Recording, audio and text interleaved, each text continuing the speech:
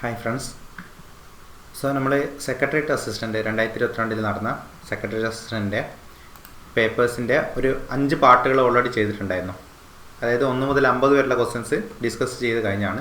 നമുക്ക് അതിൻ്റെ പാർട്ട് 6 എന്ത് ചെയ്യണം, നമുക്കിന്ന് നോക്കണം. സോ അതിൽ പാർട്ട് 6 ഒരു 10 ക്വസ്റ്റ്യൻ, അതായത് 51 മുതൽ 60 വരെയുള്ള ക്വസ്റ്റ്യൻസ് ഏതൊക്കെയാണ് വരുന്നതെന്നുള്ളതാണ് ഈ ഒരു ഭാഗത്ത് ഡിസ്കസ് ചെയ്യുന്നത്. സോ ക്വസ്റ്റ്യൻ പേപ്പേഴ്സ് താഴെയുണ്ട്. ക്വസ്റ്റ്യൻ പേപ്പർ നിങ്ങൾ പരിശോധിക്കുമ്പോൾ ശ്രദ്ധിക്കേണ്ട കാര്യം കോഡ് ഡി ആണ് കേട്ടോ. ക്വസ്റ്റ്യൻ പേപ്പർ കോഡ് ഡി ആണ് ഉള്ളത്. അതിലപ്പം ആൻസർ കീ ലാസ്റ്റ് കൊടുത്തിരിക്കുന്ന ആൻസർ കീ നോക്കുമ്പോൾ ഫൈനൽ ആൻസർ കീയിൽ വരുന്നത് കോഡ് ഡി ആയിരിക്കും എല്ലാ ആൻസറായിട്ട് വരുന്നത്. ഓക്കെ, അപ്പോൾ മുമ്പ് ചെയ്തിരിക്കുന്ന പാർട്ട് 5 പാർട്ടുകളുണ്ട്. അപ്പോൾ 1, 2, 3, 4, 5 പാർട്ടുകളായിട്ട് ഞാൻ എന്ത് ചെയ്താൽ ഡിസ്ക്രിപ്ഷനിൽ കൊടുക്കാം. നിങ്ങൾ കണ്ടിട്ടില്ലെങ്കിൽ അതും കൂടി എന്ത് ചെയ്യുക, ഒന്ന് കാണാം. എന്തായാലും ഇതിലെ ക്വസ്റ്റ്യൻസ് നോക്കാം. 51 മുതൽ 60 വരെ കേട്ടോ ഈ ഡിസ്കസ് ചെയ്യുന്നത്. 61 മുതൽ നമുക്ക് അടുത്തൊരു പാർട്ടാക്കിയിട്ട് ചെയ്യാം. ഓക്കെ, നിങ്ങൾക്കറിയാം സെക്രട്ടറി അസിസ്റ്റൻ്റ് ഒക്കെ കുറച്ചുകൂടി ഒരു ഡീപ്പാണ്. കേരള PSCയുടെ ഡിഗ്രി ലെവൽ എക്സാം പോലെ എന്താണ് കേരള PSC ഡിഗ്രി ലെവലൊക്കെ ഇപ്പം കുറച്ചുകൂടി ഡീപ്പായിട്ട് ചോദിക്കാറുണ്ട്. അപ്പോൾ കുറച്ച് ഡീപ്പായിട്ടുള്ള ക്വസ്റ്റ്യൻസ് ആണ് ഉണ്ടാവുക. അപ്പോൾ അതിനനുസരിച്ചുള്ള ഒരു ഡിസ്കഷൻ ആയിരിക്കും ഉണ്ടാകുന്നത്. 51ാമത്തെ ക്വസ്റ്റ്യൻ എന്താണ്? കേരള പ്ലാനിംഗ് ബോർഡിൻ്റെ അഗ്രികൾച്ചറൽ ഡിവിഷൻ്റെ പ്രധാന സംരംഭം അല്ലാത്തത് ഏതാണ്? ഓക്കെ, ക്വസ്റ്റ്യൻ പേപ്പറിൻ്റെ ഇംഗ്ലീഷ് പാർട്ട് കിട്ടും കേട്ടോ. ഇംഗ്ലീഷ് പാർട്ട് ചില കേസുകളിൽ ഇംഗ്ലീഷ് പാർട്ട് നോക്കുന്നതായിരിക്കും ഏറ്റവും നല്ലത്. ഞാൻ മുമ്പേ പറയാറുണ്ടത്.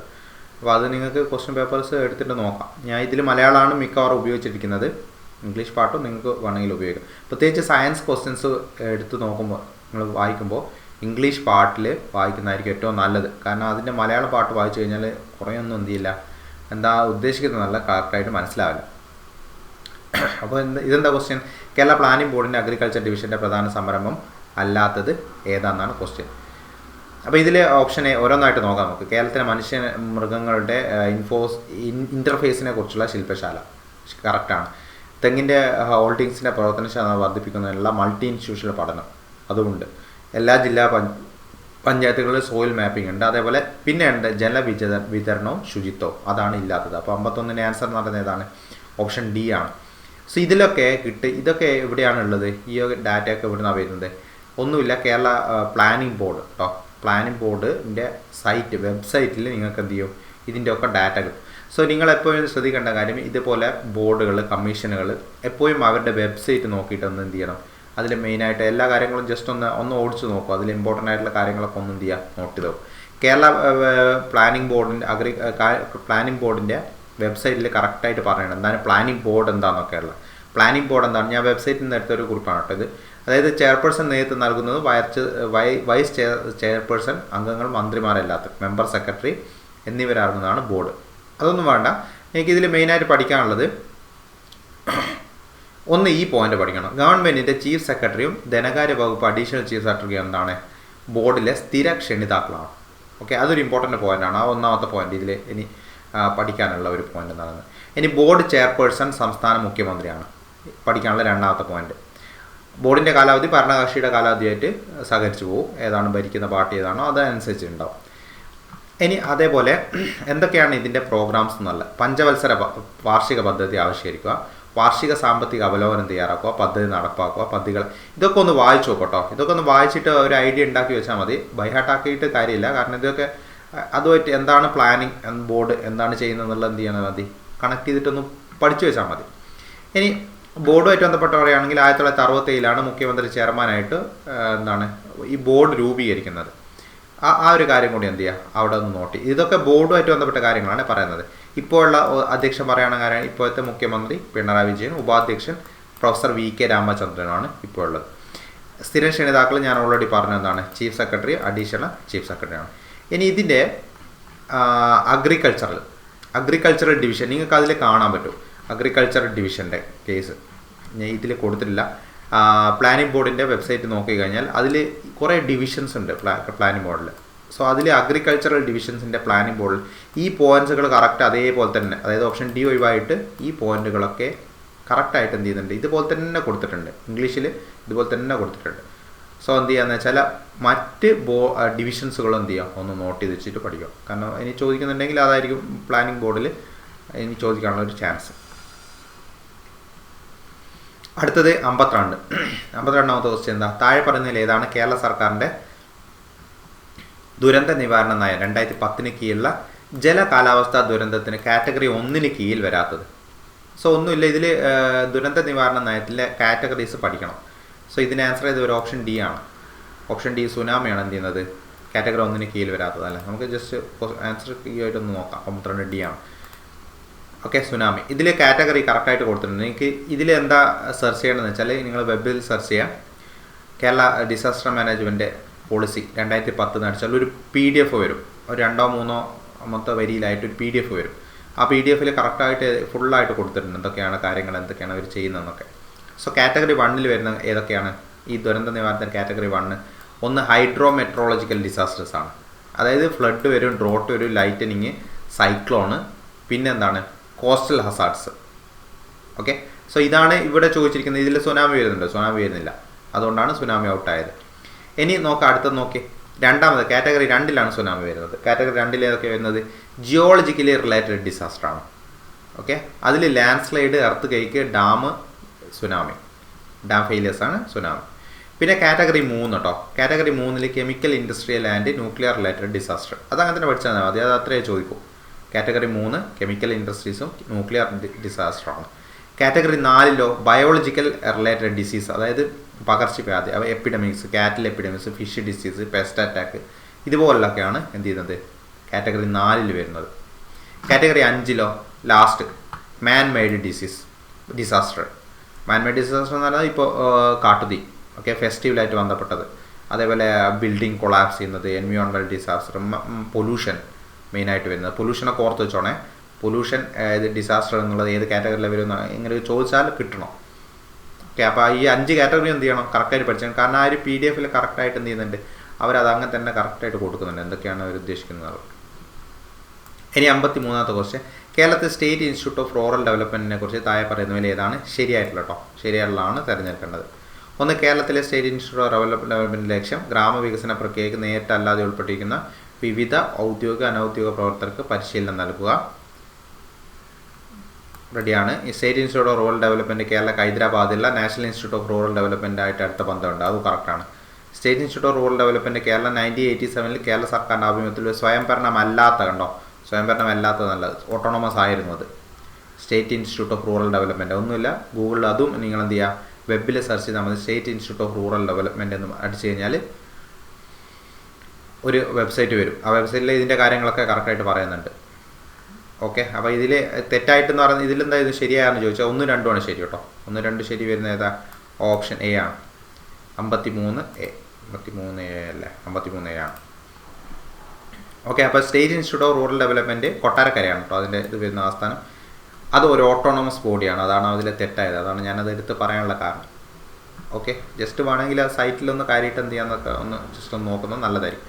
ഇപ്പോഴത്തെ ചെയർമാൻ എന്ന് പറയുന്നത് വാട്ടർ റിസോഴ്സസിൻ്റെ മിനിസ്റ്റർ ഓഫ് വാട്ടർ റിസോഴ്സ് ജലവിഭവശേഷി വകുപ്പ് മന്ത്രിയാണ് റോഷി അഗസ്റ്റിനാണ് ചെയർമാൻ കേട്ടോ. ചെയർമാൻ ഓർത്ത് വെച്ചോളെ, ജലവിഭവശേഷി വകുപ്പ് മന്ത്രി ഇപ്പോഴത്തെ ചെയർമാൻ. 54ാമത്തെ ക്വസ്റ്റ്യൻ എന്താ? കേരളത്തിലെ സാമൂഹിക സുരക്ഷാ മിഷൻ സോഷ്യൽ സെക്യൂരിറ്റി സ്കീമാണ് കേട്ടോ. പ്രത്യാശക്ക് മുമ്പ് ചോദിച്ചിട്ടുണ്ട്, കുറേ പ്രാവശ്യം ചോദിച്ചിട്ടുണ്ട്, ഏതാണ് ശരിയായിട്ടുള്ളത്? അതായത് പ്രത്യാശ സ്കീം ഉദ്ദേശിക്കുന്നത് എന്താ? സാമ്പത്തികമായി ദരിദ്രരായ മാതാപിതാക്കൾക്ക് അവരുടെ പെൺമക്കളെ വിവാഹം കഴിപ്പിക്കാൻ സഹായിക്കുന്ന സ്കീമാണ് ഇത് പ്രത്യാശ പദ്ധതിയുടെ ഗുണഭോക്താക്കളുള്ള യോഗ്യതാ മാനദണ്ഡം 18 വയസ്സിൽ മുകളിലായിരിക്കണം എന്നൊന്നും അതിൽ കറക്റ്റ് അങ്ങനെ പറയുന്നില്ല. ഗുണഭോക്താക്കൾ അപേക്ഷേൻ്റെ കുടുംബ വാർഷിക വരുമാനം 60,000 താഴെ ആയിരിക്കണം. ഓക്കെ, ഇതും നിങ്ങൾക്ക് പ്രത്യാശ സ്കീം അടിച്ചു കഴിഞ്ഞാൽ ഒരു ന്യൂസ് കട്ടിങ് വരും, അതിൽ കറക്റ്റ് പറയുന്നുണ്ട് എന്താണ് ഇവരുടെ എലിജിബിലിറ്റി എന്താണെന്നൊക്കെയുള്ളത് ഒരു പ്രത്യാശ സ്കീമിന് അപേക്ഷിക്കുമ്പോൾ. എനിക്ക് സോഷ്യൽ സെക്യൂരിറ്റി മിഷൻ വെബ്സൈറ്റ് എടുക്കുക, അതിൽ സ്കീംസ് ഉണ്ട്. അതിലെ സ്കീംസാണ് ഈ കാണുന്നത്. ഓക്കെ, ഇതല്ലാത്ത ഈ സ്കീംസ് ഉണ്ട്.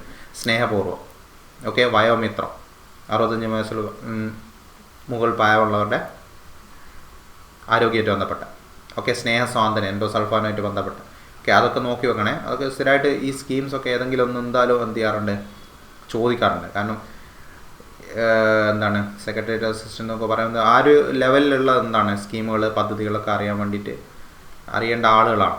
സോ അത് നിർബന്ധമായിട്ട് എന്ത് ചെയ്യണം, ഒന്ന് നോക്കി വെക്കണം. ഇനി അടുത്തത് 55ാമത്തെ ക്വസ്റ്റ്യൻ. കേരള വനിതാ കമ്മീഷൻ. ഇത് സിമ്പിളായിട്ടുള്ള ക്വസ്റ്റ്യൻ. കേരള വനിതാ കമ്മീഷനെ സംബന്ധിച്ച് താഴെ പറയുന്ന പ്രസ്താവനകളിൽ ഏതാണ് തെറ്റായിട്ടുള്ളതെന്നാണ് ചോദിച്ചിരിക്കുന്നത് കേട്ടോ. തെറ്റാണ് കണ്ടുപിടിക്കുന്നത്. കമ്മീഷനിൽ ഒരു ചെയർപേഴ്സണും 4 അംഗങ്ങളും ശരിയാണ്. ഇതൊക്കെ മുമ്പ് ചോദിച്ചിട്ടുണ്ട്. ഒരാൾ പട്ടികജാതിയിൽ പട്ടികവർഗത്തിൽ പെട്ടതായിരിക്കണം. കറക്റ്റാണ്. ഓരോ അംഗം 5 വർഷത്തേക്കാണ്. ഇനി കമ്മീഷൻ്റെ യോഗത്തിൻ്റെ ക്വാറം 2 ആണ്. അത് തെറ്റാണ്. അതാണ് അതിലെ തെറ്റ്. ഓക്കെ. ഇനി കേരള വനിതാ കമ്മീഷനെ പറ്റി അറിയണമെങ്കിൽ ഒന്ന് നിങ്ങൾ റാങ്ക് ഫയൽ വെച്ച് പഠിക്കുകയാണെങ്കിൽ കുഴപ്പമൊന്നുമില്ല, ക്ലാസ് കാണുകയാണെങ്കിൽ കുഴപ്പമൊന്നുമില്ല. ഒന്ന് വെബ്സൈറ്റ് കാര്യമായിട്ട് നോക്കുന്നത് എപ്പോഴും നല്ലതായിരിക്കും. ഓക്കെ. അതേപോലെ വിക്കിപീഡിയ കാര്യം നോക്കുന്നതും നല്ലതായിരിക്കും. കേരള വനിതാ കമ്മീഷൻ, ദേശീയ വനിതാ കമ്മീഷൻ്റെ മാതൃകയിൽ 90-ലാണ് എന്ത് ചെയ്യുന്നത്, ആദ്യമായിട്ട് ബില്ല് കൊടുക്കുന്നത്. ഇങ്ങനെ ഒരു വനിതാ കമ്മീഷൻ വേണമെന്ന് പറഞ്ഞിട്ട്. അത് മെയിനായിട്ട് ഓർത്ത് വെക്കേണ്ടത് അന്നത്തെ മന്ത്രി KR ഗൗരിയമ്മ കേട്ടോ. അന്നത്തെ സാമൂഹ്യക്ഷേമ വകുപ്പ് മന്ത്രിയും KR ഗൗരിയമ്മയാണ് എന്ത് ചെയ്യുന്നത്, ബില്ലിൻ്റെ മാതൃക തയ്യാറാക്കിയിട്ട് കൊടുക്കുന്നത്. അന്ന് VK കൃഷ്ണയ്യറും ജസ്റ്റിസ് സുബ്രഹ്മണ്യ പോറ്റിയൊക്കെ അവരെ ഹെൽപ്പ് ചെയ്തിട്ടുണ്ട്. പക്ഷേ 90-ൽ കൊടുത്ത ബില്ല് 95-ലാണ് എന്ത് ചെയ്യുന്നത്, പാസ്സാകുന്നത്. 95 പാസ്സായിട്ട് 96 കാലഘട്ടത്തിലാണ് ആദ്യത്തെ കമ്മീഷൻ രൂപീകരിക്കുന്നത്. ഓക്കെ. ഫസ്റ്റ് കമ്മീഷൻ്റെ അധ്യക്ഷനായിരുന്നു അപ്പോൾ മറന്നു വരുന്നത് സുഗതകുമാരിയാണ്. ഫസ്റ്റ് കമ്മീഷൻ അധ്യക്ഷൻ സുഗതകുമാരി. ക്ലിയർ. ഇനി കമ്മീഷൻ്റെ ഘടനയിൽ ഓൾറെഡി ഞാൻ പറഞ്ഞു. കമ്മീഷനിൽ ഒരു ചെയർപേഴ്സണ്, പിന്നെ എന്താണ് 4 കൂടാത്ത അംഗങ്ങൾ, ഒരു സെക്രട്ടറി കേട്ടോ. ഒരു സെക്രട്ടറിയും കൂടെ ഉണ്ടാവും. ചെയർപേഴ്സൺ അംഗങ്ങൾ എന്നിവർ സ്ത്രീകളായിരിക്കണം. സ്ത്രീകളുടെ പ്രശ്നങ്ങൾ കൈകാര്യം ചെയ്യാൻ അറിവുള്ളവരും ആളായിരിക്കണം, പരിചയമുള്ള ഒരംഗം പട്ടികജാതി പട്ടികവർഗത്തിൽ നിന്നുള്ള ആളായിരിക്കും. ഇനി ഇത് ഏതുമായിട്ട് മാറിപ്പോയത്, KSWDC ആയിട്ട് മാറിപ്പോയത് കേട്ടോ. വനിതാ വികസന കോർപ്പറേഷൻ വേറെ തന്നെ ഒരു കാര്യമാണ്. അതായത് സംസ്ഥാന സ്ത്രീകൾക്ക്, അതായത് അവർക്ക് സാമൂഹികമായിട്ട് താഴ്ന്ന നിലയിലിരിക്കുന്നവരെ മുന്നോട്ട് കൊണ്ടുവരാൻ വേണ്ടിയിട്ട് 1988 തുടങ്ങിയ ഒരു സംഭവമുണ്ട്. അതാണ് സംസ്ഥാന വനിതാ വികസന corporation limited, KSWDC, Kerala state woman development corporation എന്ന് പറയും. അത് ഇതുമായിട്ട് മാറിപ്പോയത്. ഇത് വേറെ തന്നെ കാര്യമാണ്. നേരത്തെ പറഞ്ഞത് വുമൺ കമ്മീഷനാണ്. ഓക്കെ. ഇത് സാമൂഹ്യ നീതി വകുപ്പിൻ്റെ കീഴിലാണ് കേട്ടോ. ഇത് മറന്നുകൊണ്ട. സാമൂഹ്യ നീതി വകുപ്പിൻ്റെ കീഴിലാണ് KSWDC പ്രവർത്തിക്കുന്നത്. ഇനി 56-ാമത്തെ ക്വസ്റ്റ്യൻ, 56 ജോഗ്രഫിയാണ്. താഴെ പറയുന്ന പ്രസ്താവന വായിച്ച് ശരിയായിട്ടുള്ള തിരഞ്ഞെടുക്കുക. സർക്ക്, ഹോൺ, യു, ഇതൊക്കെ നിങ്ങൾ പഠിക്കും, മെയിനായിട്ട് പഠിക്കേണ്ടതാണ്. ജോഗ്രഫിയിലെ ലാൻഡ് ഫോംസ്, ഭൂരൂപങ്ങൾ പഠിക്കുമ്പോൾ എപ്പോഴും നമുക്കറിയാം സ്റ്റാലക്ടൈറ്റും സ്റ്റാലക്മൈറ്റും പില്ലേഴ്സും ഒക്കെ പഠിക്കാറുണ്ട്. അപ്പോൾ ഇതിൽ ആകൃതിയുള്ള താഴ്വരകൾ എന്നിവ ഹിമാനികളുടെ മണ്ണൊലിപ്പുള്ള ഭൂപ്രകൃതി. ഇത് ശരിയാണ്. സ്റ്റാലക്ടൈറ്റുകൾ, സ്റ്റാലമൈറ്റുകൾ, പില്ലേഴ്സ് എന്നിവ ഭൂഗർഭജലത്തിൻ്റെ മണ്ണൊലിപ്പുള്ള ഭൂപ്രകൃതിയാണ്. ഇത് ശരിയാണോ? ഇത് തെറ്റാണ്. ചുണ്ണാമ്പ് കൊല്ലമായിട്ട് ബന്ധപ്പെട്ടാണ് ഇതുണ്ടാവുന്നത് കേട്ടോ. അപ്പോൾ ഇതിൽ 56-ൽ 1 മാത്രമാണ് എന്ത് ചെയ്യുന്നത്, ശരിയായിട്ടുള്ളത്. 56 നോക്കാം. 56A ആണ്. 1 മാത്രമാണ് ശരി കേട്ടോ. ഈ സ്റ്റാലക്മൈറ്റും സ്റ്റാലക്ടൈറ്റും ചുണ്ണാമ്പ് ശിലാസ്തംഭങ്ങളാണ്, മറന്നുകൊണ്ടേ. ചുണ്ണാമ്പ് കല്ല് പ്രദേശങ്ങളിൽ നിക്ഷേപണ ഫലമായിട്ട് രൂപം കൊള്ളുന്നൊരു ഭൂരൂപങ്ങളാണ് ഇത്. ഭൂരൂപങ്ങൾ എന്നുള്ള ടോപ്പിക്ക് പഠിക്കണം, നിർബന്ധമാണ്. ഹിമാനികളുമായിട്ട് ബന്ധപ്പെട്ട ഭൂരൂപങ്ങൾ, മരുഭൂമിയിലെ ഭൂരൂപങ്ങൾ, അങ്ങനെ ഒത്തിരി ഉണ്ട്. നദികളുടെ ഫലമായിട്ട് ഉണ്ടാകുന്ന ഭൂരൂപങ്ങൾ. ഈ സ്റ്റാലക്ടൈറ്റും സ്റ്റാലക്മൈറ്റും എന്താ, ഇതും അടക്കം ചോദിച്ചിട്ടുണ്ട് മുമ്പ്. അതായത് ഗുഹയുടെ മേൽഭാഗത്ത് പറ്റിച്ച് പിടിച്ച് താഴേക്ക് വളരുന്ന നിക്ഷേപ രൂപങ്ങളാണ് ഇത് സ്റ്റാലക്ടൈറ്റ്. അത് അവസാനത്തെ എടുത്താൽ ഇംഗ്ലീഷിലുള്ള താഴോട്ട് എന്നുള്ളത് കിട്ടും. സ്റ്റാലക്മൈറ്റ് എന്ന് പറയുമ്പോൾ മുകളിലോട്ട്. മലയാളത്തിൽ അത് വിപുലീകരിക്കാൻ നോക്കിയാൽ അപ്പോൾ അത് കിട്ടും. അത് അല്ലെ കൺഫ്യൂഷനാണ്, എപ്പോഴും കൺഫ്യൂഷനാകുന്ന ഭാഗമാണ്. ഇനി ഈ സിർക്ക് എന്താണെന്നുള്ളത് അതിൽ മുമ്പേ ഒരു സിർക്ക് ചോദിച്ചിട്ടുണ്ട്. ഇതാ സിർക്ക്, ഓൺ, യു ഒക്കെ. സിർക്ക് ഓർത്ത് വെച്ചോളാം. ഓൺഗേവ് ആകൃതിയുള്ള തടാകങ്ങളാണ് സിർക്ക്. അത് ഏതിൻ്റെതാ? ഇത് ഹിമാനികളുടെ ആണ്. ഹിമാനി ഭൂരൂപമാണ് സിർക്ക്. ഇനി ഹോൺ, അതിൽ തന്നെ ഹോൺ ചോദിച്ചിട്ടുണ്ട്. അതായത് സിർക്കുകൾ കൂടി ചേർന്നിട്ട് രൂപപ്പെടുന്ന ഉയർന്നതും മൂർച്ചയേറിയതും ചെങ്കുത്തായ വശങ്ങളോട് കൂടിയിട്ടുള്ള കൊടുമുടികളാണ് ഇത്, ഹോണുകൾ. ഇനി അതേപോലെ അതിൽ ചോദിച്ചിരിക്കുന്ന എറൈറ്റ്, സിർക്കുകൾക്കിടയിലുള്ള പാർശ്വശീർഷ ഭിത്തികൾ കൂടുതൽ അപരദനത്തിലൂടെ നേർത്തു വന്ന് ഒരു മലനിരയായിട്ട് ഫോം ചെയ്യുന്നതാണ് ഇത്, എറൈറ്റ്. ഓക്കെ. ഒക്കെ ഹിമാനി ഭൂരൂപങ്ങളാണെന്ന് ഓർത്ത് നോക്കണേ. 57-ാമത്തെ ക്വസ്റ്റ്യൻ കറണ്ട് അഫയറുമായിട്ട് ബന്ധപ്പെട്ടതാണ്. ആ ടൈമിലെ കറണ്ട് അഫയറാണ്. കറണ്ട് അഫയർ ആണെങ്കിൽ ഇല്ലെങ്കിൽ ഇത് ക്വസ്റ്റ്യൻ ഡിലീഷനുമാണ്. ഓക്കെ. അത് കൂടുതലായിട്ട് നമ്മൾ അതിനെ പറ്റിയിട്ട് ഡിസ്കസ് ചെയ്യാതാണ് നല്ലത്. 2020-21 കാലഘട്ടത്തിൽ ചുഴലിക്കാറ്റുകളുമായിട്ട് ബന്ധപ്പെട്ട കറണ്ട് അഫയറാണ്. സോ അത് ഞാൻ കൂട്ടുന്നുണ്ട്. 58 എന്താ, പണനയവുമായി ബന്ധപ്പെട്ട താഴെ പറയുന്ന പ്രസ്താവനകൾ പരിഗണിക്കുക. പണനയം. ഓക്കെ. Monetary policy. പണപ്പെരുപ്പ സമയത്ത് RBI CRR കുറക്കുന്നു. തെറ്റാണ്. പണച്ചുരുക്കത്തിൻ്റെ കാലഘട്ടത്തിൽ RBI CRR ഉയർത്തുന്നു. അതും തെറ്റാണ്. ശരിക്കും ഇത് ഓപ്പോസിറ്റായിരുന്നു വരേണ്ടത്. പണപ്പെരുപ്പ സമയത്ത് എന്ത് ചെയ്യുക വേണ്ടത്, RBI എന്താ ചെയ്യുക, അത് കൂട്ടുകയാണ് ചെയ്യുക. എന്താ CRR എന്ന് വെച്ചാൽ ക്യാഷ് റിസർവ് റേഷ്യോ ആണ്. അതായത് വാണിജ്യ ബാങ്കുകൾ തങ്ങളുടെ മുഴുവൻ ഡെപ്പോസിറ്റിൻ്റെ ഒരു നിശ്ചിത ശതമാനം എന്ത് ചെയ്യും, റിസർവ് ബാങ്കിൽ കരുതൽ ധനമായിട്ട് വെക്കും. ആ കരുതൽ ധനമാണ് ക്യാഷ് റിസർവ്. ഓക്കെ. കരുതൽ, റിസർവ് ചെയ്യുക. ക്യാഷ് റിസർവ് റേഷ്യോ എന്ന് പറയുന്നത്. അപ്പോൾ നിങ്ങൾ നോക്കി ഇപ്പോൾ പണപ്പെരുപ്പ് ഉണ്ടായെന്ന് വെച്ച്, പണപ്പെരുപ്പ് ഉണ്ടായാൽ എന്താ ചെയ്യുക? പണപ്പെരുപ്പ് ഉണ്ടായാൽ മാർക്കറ്റിൽ നന്നായിട്ട് പണം ഉണ്ടാവും. നന്നായിട്ട് പണം ഉണ്ടാകുമ്പോൾ RBI എന്ത് ചെയ്യും? ഇത് കൂട്ടും, ഇവരുടെ ക്യാഷ് റിസർവ് റേഷ്യോ. ഓക്കെ, അപ്പോൾ കൂട്ടിക്കഴിഞ്ഞാൽ മാർക്കറ്റിലെ പണം കുറയും. കാരണം ബാങ്കുകൾ ലോൺ കൊടുക്കുന്നത് കുറക്കും. കാരണം അവരുടെ കയ്യിൽ പിന്നെ ക്യാഷ് ഉണ്ടാവില്ലല്ലോ RBIക്ക് കൊടുത്തു കഴിഞ്ഞാൽ. അപ്പോൾ ആ രീതിയിൽ പഠിക്കണം കേട്ടോ. ഇത് ബൈഹാർട്ടാക്കി കഴിഞ്ഞാൽ, കാരണം ഇതുപോലെ പഠിക്കാൻ ഒത്തിരി കാര്യങ്ങളുണ്ട്. ബൈഹാർട്ടാക്കി കഴിഞ്ഞ് കഴിഞ്ഞാൽ നിങ്ങൾക്ക് എക്സാം ഹാളിലത്ത് കൺഫ്യൂഷൻ ആവും അത് പിന്നെ. ഓക്കെ, പണപ്പെരുപ്പ സമയത്ത് RBI ക്യാഷ് റിസർവ് റേഷ്യോ വർദ്ധിപ്പിക്കും. അതിലൂടെ വാണിജ്യ ബാങ്കുകളുടെ വായ്പാ ശേഷി കുറയും. പണക്ക് ചുരുക്ക സമയത്ത് CRR കുറച്ച് കൂടുതൽ വായ്പ ലഭ്യമാക്കും. മറന്നുകൊണ്ടേ, അതാണ് ഞാനിപ്പോൾ പറഞ്ഞത്.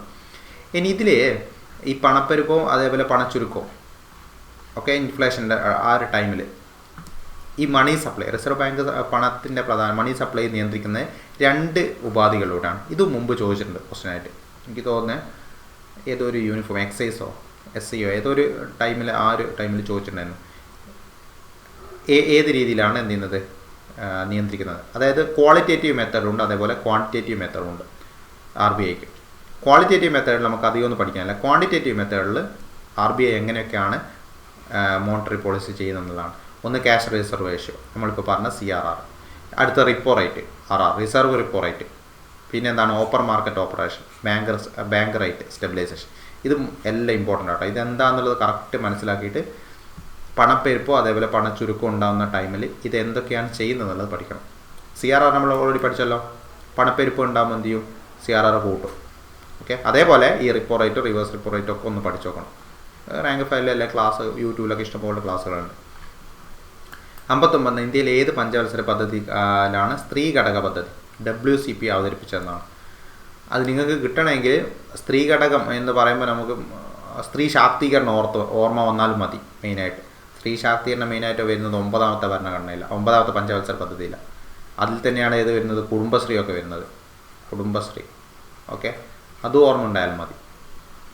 അപ്പോൾ 9ാമത്തെ പദ്ധതിയിൽ മെയിനായിട്ട് ഒന്ന് പഠിക്കേണ്ട ഒന്നാന്ന് പറയാം, ഗ്രാമീണ വികസനവും വികേന്ദ്രീക ആസൂത്രണവും. ഇത് അങ്ങനെ തന്നെ പഠിക്കണം. ഇത് ഇടയ്ക്ക് ഇങ്ങനെ ചോദിക്കാറുണ്ട്. ഗ്രാമീണ വികസനവും വികേന്ദ്രീക ആസൂത്രണവും ഏത് പഞ്ചവത്സര പദ്ധതിയുടെ കാലത്താണ്? ഏതാ? 9ാമത്തെ പഞ്ചവത്സര പദ്ധതിയുടെ കാലത്താണ്. സ്ത്രീ ശാക്തീകരണം ഞാൻ ഓൾറെഡി പറഞ്ഞു. പിന്നെ 9ാമത്തെ പഞ്ചവത്സര പദ്ധതി അറിയപ്പെടുന്ന ഒരു പേരുണ്ട്, എന്താ? ജനകീയ പദ്ധതി. 9ാമത്തെ പഞ്ചവത്സര പദ്ധതി അറിയപ്പെടുന്നതാണ് ഏത്? ജനകീയ പദ്ധതി. ഇനി 9ാം പഞ്ചവത്സര പദ്ധതി 9 മാത്രമേ ഞാൻ പറയുന്നുള്ളൂ കേട്ടോ. കാരണം എല്ലാം പറയാൻ നിന്ന് കഴിഞ്ഞാൽ ഒത്തിരി ഉണ്ട് പറയാൻ. 9ൽ മെയിനായിട്ട് കുറച്ച് കാര്യങ്ങൾ നടക്കുന്നത്. അതായത് 9ൻ്റെ കാലഘട്ടം നിങ്ങൾക്ക് അറിയാമെങ്കിൽ ഏകദേശം കിട്ടും. ഒന്നാമത് 2ാമത്തെ ആണവ പരീക്ഷണം 1998 നടക്കുന്നത് 9ാം 5 ഇയർ പ്ലാനിലാണ്. കുടുംബശ്രീ 98 മെയ് 15 കോർത്തോക്കണേ. മെയ് 15 ആരംഭിക്കുന്നത് 9ലാണ്. പിന്നെ അതേപോലെ സർവശിക്ഷ അഭിയാൻ 2001 ആരംഭിക്കുന്നത്. അതേപോലെ പ്രിവെൻഷൻ ഓഫ് ടെററിസം ആക്ട്, ഭീകരവാദ വിരുദ്ധ നിയമം 2002 ആരംഭിക്കുന്നതൊക്കെ എന്താണ്? ഈ 9ാമത്തെ പഞ്ചവത്സര പദ്ധതി കാലത്താണ്. Okay, ready? നമ്മളോട് ചോദിച്ച ക്വസ്റ്റ്യൻ്റെ മറന്നു പോകണ്ടേ. ക്വസ്റ്റ്യൻ ചോദിച്ചിരിക്കുന്നത് എന്തായിരുന്നു? WCP, സ്ത്രീ ഘടക പദ്ധതി കേട്ടോ. ആ പഞ്ചായത്ത് എനിക്കൊന്ന് ലോക്കൽ സെൽഫ് ഏരിയകളിലൊക്കെയാണ് അത് ഉദ്ദേശിക്കുന്നത്. ഇനി അടുത്തത് 60ാമത്തെ ക്വസ്റ്റ്യൻ. താഴെ പറയുന്ന പ്രസ്താവന പരിഗണിക്കാനാണ്. ഇന്ത്യയിൽ ഹരിത വിപ്ലവം നടപ്പാക്കുന്നതിനുള്ള 2 പരിപാടികളാണ് IADPയും IAAPയും. ശരിയാണ്. നോർമൻ ബോർലോഗ് ഇന്ത്യൻ ഹരിത വിപ്ലവത്തിൻ്റെ പിതാവ് അല്ല. ഇന്ത്യൻ ഹരിത വിപ്ലവത്തിൻ്റെ പിതാവ് നിങ്ങൾക്കറിയാം, MS സ്വാമിനാഥനാണ്. അപ്പോൾ ഇതിലൊന്ന് മാത്രമാണ് ശരി. ഓക്കെ, ഇൻ്റഗ്രേറ്റഡ് അഗ്രികൾച്ചറൽ ഡെവലപ്മെൻറ്റ് പ്ലാനാണ് കേട്ടോ ഇത്. IADP നടന്ന് ഇത് ഇൻ്റഗ്രേറ്റഡ് അഗ്രികൾച്ചറൽ ഏരിയ പ്ലാനാണ് IAAP. അത് ഹരിത വിപ്ലവത്തിൻ്റെ ടൈമിലുണ്ടായിരുന്നതാണ്. ഇനി ഹരിത വിപ്ലവത്തിൻ്റെ പിതാവ് നോർമലി അറിയാം. ഹരിത വിപ്ലവത്തിൻ്റെ കോമൺ ആയിട്ട് ചോദിച്ചാൽ നോർമൻ ബോർലോഗാണ്. മൂപ്പർക്ക് നോബൽ പ്രൈസ് കിട്ടുന്നത് കേട്ടോ, മറന്നു പോകണ്ടേ, സമാധാനത്തിനാണ് എന്ത് ചെയ്യുന്നത്? അദ്ദേഹത്തിന് നോബൽ പ്രൈസ് കിട്ടിയത്. അതാണ് അതിലൊരു പോയിന്റ്. ഇനി ഇന്ത്യൻ അഗ്രികൾച്ചറിൻ്റെ പിതാവാണെങ്കിലും ഇന്ത്യൻ ഹരിത വിപ്ലവത്തിൻ്റെ പിതാവാണെങ്കിലും ആരാണ്? MS സ്വാമിനാഥൻ. MS സ്വാമിനാഥൻ്റെ പഠിക്കുമ്പോൾ ഒരു ബുക്ക് നിങ്ങൾ മറന്നു പോയത്. ഏതാ? MS സ്വാമിനാഥൻ്റെ ഫേമസ് ആയിട്ടുള്ള ഒരു ബുക്കുണ്ട്. അടുത്ത് മുമ്പൊക്കെ ചോദിച്ചിട്ടുണ്ട്, the quest for a world without hunger. കേട്ടോ, ഇതാണേ പഠിക്കേണ്ടത്. From green to evergreen revolution, wheat revolution അങ്ങനെ ചോദിച്ചിട്ടില്ല. ഇത് ചോദിച്ചിട്ടുണ്ട്. The quest for a world without hunger ആരുടെ ബുക്കാണെന്ന് ചോദിച്ചിട്ടുണ്ട്? MS സ്വാമിനാഥൻ്റെ ബുക്കാണ്.